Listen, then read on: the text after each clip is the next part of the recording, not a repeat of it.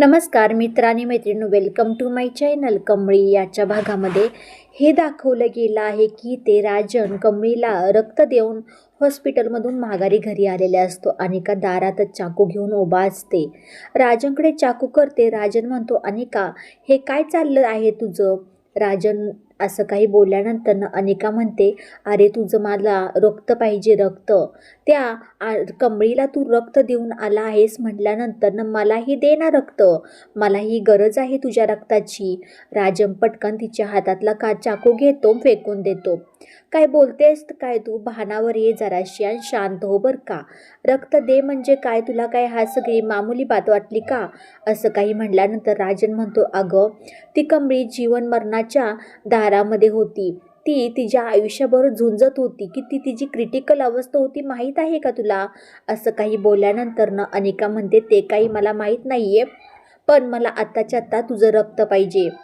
राजन पटकन अनिकाच्या सनकीनं कानाखाली मारतो, म्हणतो की तू जरा शांत हो आणि तू शुद्धीवर ये बरं का.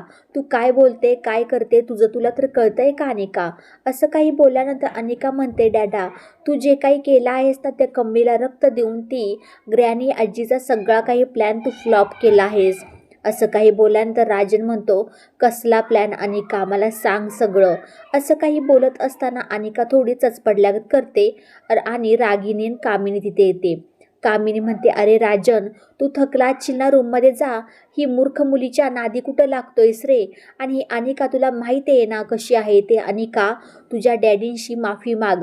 असं बोलायला नको होतं तू, आणि काय बोललीस काय तू? असं काही बोलल्यानंतर अनिकाशी थोडंसं कामिनी रागाने बोलते. कामिनी म्हणते, अरे राजन तू रूममध्ये जा, आराम कर. पण एक गोष्ट तुला विचारायची होती. अरे आमच्या तिघींचे हे अकाउंट चालत नाही आहे, ते फ्रीज झाले आहेत. असं काही बोलल्यानंतर राजन म्हणतो, हो झाले आहेत ना, ते केले गेले आहेत. तर कामिनी म्हणते, केले गेले आहेत म्हणजे काय म्हणायचं आहे काय? अगं ते माझ्या आईनं केलं आहेत, आईला जाऊन विचारतो. पण राजन तिथून निघून जातो. तोपर्यंत अनिका म्हणते, मी म्हणलं होतं ना त्या अन्नपूर्णानेच केलं आहे, दुसरं कोण करणार आहे? तिला येऊ दिलंच, तिला विचारते मी, जाब करण्यामागचं काय कारण आहे? तिच्यामुळे आज मी शॉपिंगला सुद्धा जाऊ शकले नाही. तोपर्यंत कामिनी म्हणते, मी त्या अन्नपूर्णाला सांगतेच, तिची हिम्मत कशी झाली की आपल्या तिघींचे अकाउंट फ्रीज करायची. तोपर्यंत रागिनी म्हणते, शांत हो अनिका, ती म्हातारी ना एकदम तापलेली आहे आणि ती काहीही करू शकते, कधीही डंक मारू शकते.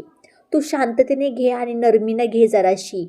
असं काही बोलल्यानंतर इथे आपल्या कमळीला डिस्चार्ज भेटलेला असतो हॉस्पिटलमधून घरी. आणि हॉस्पिटलमधून घरी भेटल्यानंतर अन्नपूर्णा म्हणते, अगं कमळी तुला माहिती आहे का, सगळ्यात जास्त ऋषीने खूप धावपळ केली आहे तुला रक्तगट मिळवण्यासाठी. तिला डोळ्याला डोळा नाही कसला सुद्धा, आणि तुला कॉलेजमधून हिता आणणं, सगळं करणं, सगळ्या गोष्टी त्यांनी केल्या आहेत. एकमेव त्यांनी एक वेळेचं जेवणसुद्धा जेवला नाही आहे तू. असं काही बोलल्यानंतर कमळी ऋषीकडे पाहतच राहते. तिला काय बोलून काय नको असं झालेलं असतं. तोपर्यंत डॉक्टर येतात कमळीची चौकशी करायला. कमळी तुला कसं वाटत आहे? कमळी म्हणते, हो मी छान आहे, पण मी घरी कधी जाऊ शकते? डॉक्टर म्हणतात, तुला जर व्यवस्थित वाटत असेल तू जाऊ शकतेस. कमळी म्हणते, हो मला चांगलंच वाटतंय, मी नीट झाली आता. ऋषी म्हणतो, नाही ती अशीच आपली म्हणते नीट झाले, पण ती काही नाही आहे व्यवस्थित, अजून तिला रेस्टची जरूरत आहे. असं काही बोलल्यानंतर कमळी म्हणते, ऋषी सर तुम्ही असे काय बोलताय हो? काही नाही तसं, मी नीट झाली आहे. तोपर्यंत डॉक्टर म्हणतात, ओके आज संध्याकाळपर्यंत मी तुला हॉस्पिटलमधून डिस्चार्ज देते, तू घरी जाऊ शकते. असं काही झाल्यानंतर ऋषी, सायबा, अन्नपूर्णा ते तिला घरी घेऊन जातात. अन्नपूर्णा ती तिच्या घरी जाते. कमळी हॉस्पिटलमध्ये जाते मंड्या, ऋषी आणि सायबाबरोबर. सगळ्या काही हॉस्पिटलच्या मुली तिथंच उभ्या असतात. काय ग कमळी, कोणाची नजर लागली आहे तुला? आणि तुझी नजरच काढते. हॉस्टेलच्या मुली कमळीच्या नजर काढतात. तोपर्यंत कमळीला म्हणतात, तू किती लकी आहेत ग, तुला असे फ्रेंड भेटायसारखी, कारण की ऋषी सरांनी किती काही केलं आहे तुझ्यासाठी.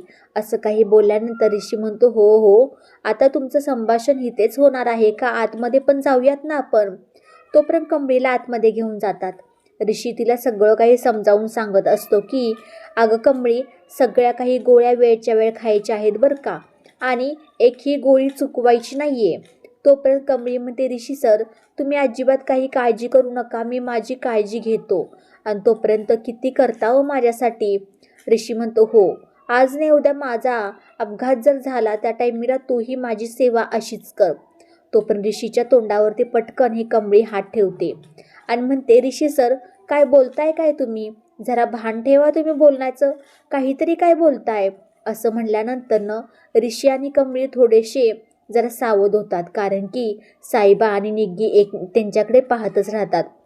असं काही बोलल्यानंतरनं निग्गी आणि साहेबा म्हणतात, खरंच ह्या दोघांचं एकमेकावरती किती जीव आहे, पण ते दोघंजणी कधीही मनातल्या भावना दोघांना सांगितल्या नाहीत.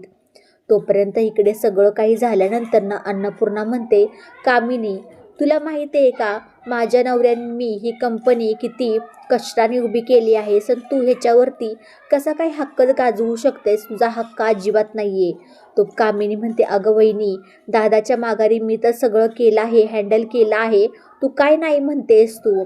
अन्नपूर्णा म्हणते, जर नयनताराने पुन्हा एकदा तुम्हाला कॉन्ट्रॅक्ट साईन जर केली तर तुमचे अकाउंट पुन्हा एकदा चालू होऊ शकतील, ही तुम्हालासाठी मोठी अचिव्हमेंट आहे. असं काही बोलल्यानंतर कामिनी म्हणते, हो ठीक आहे वहिनी, मी स्वीकारायला तयार आहे. तोपर्यंत येणाऱ्या काही भागामध्ये नक्कीच अन्नपूर्णाने चांगली चुनौती कामिनी, रागिनी आणि अनिकाच्या पुढे ठेवलेले असतेच. खूप छान इंटरेस्टिंग येणारा भाग होणार आहे. व्हिडिओ शेवटपर्यंत पाहिल्याबद्दल खूप सारे मनापासून धन्यवाद. व्हिडिओ आवडल्यास लाईक, शेअर, सबस्क्राईब करायला अजिबात विसरू नका. चला तर मग भेटूया, बाय बाय.